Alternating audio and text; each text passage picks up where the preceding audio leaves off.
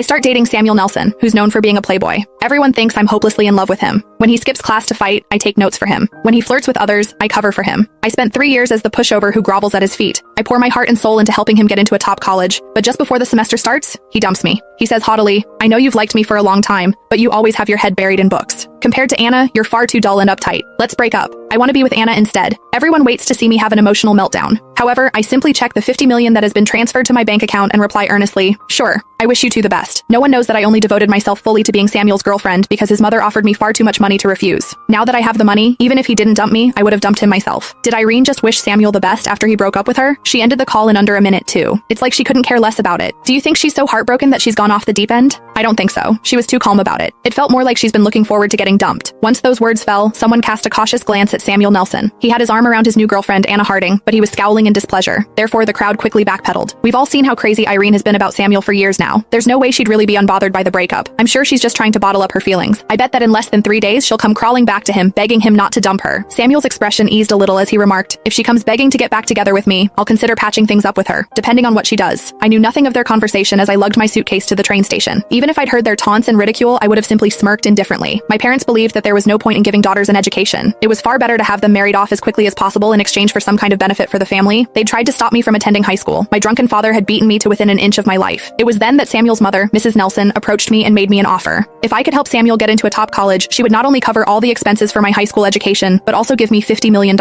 Had it not been for that, I would never have latched myself onto Samuel, who was famous for being the hottest guy in school, but also the one who should never be crossed. I wouldn't have let myself be at his beck and call, like the most loyal pushover. For 3 whole years, I did everything I could to turn the arrogant and defiant slacker into a high-achieving student who managed to earn a spot at a top college. Now that my mission was complete, I could finally leave with the money. I was nothing if not thrilled. During the 3 months of summer vacation, I got my foreign language certification and achieved intermediate proficiency in the Farvian language. I was able to successfully enroll in a college abroad. As I was about to board my flight to Bari in the country of Farvia, I got a message from Samuel, who seemed to want to mend our relationship. "Why did you block me everywhere? It's been an entire summer, Irene. Haven't you thrown your tantrum long enough? Even though Anna and I have gotten together, you and I can still be friends. Stop kicking up a fuss and unblock me." Every word dripped with his usual haughtiness. He seemed certain that I'd do what I'd done the last 3 years, that regardless of the ways he would willfully trample on my feelings, I would still obediently return to his side. I took out my SIM card and deftly broke it in half before tossing it into the trash can at the airport. With it, I discarded my unbearable past, which had been filled with schemes and humiliation. The plane soared through the sky, leaving all of my past behind. I started a new life in Bari with the $50 million from Mrs. Nelson. I chose to study at the top design academy. My days were filled with learning a new language, becoming familiar with a new culture, and balancing a heavy course load. Everything was a new challenge. But here, I didn't need to appeal to Samuel or a family that suffocated me. Instead, I was surrounded by my pencils, my sketches, and my dreams of the future. The years flew by in a blur.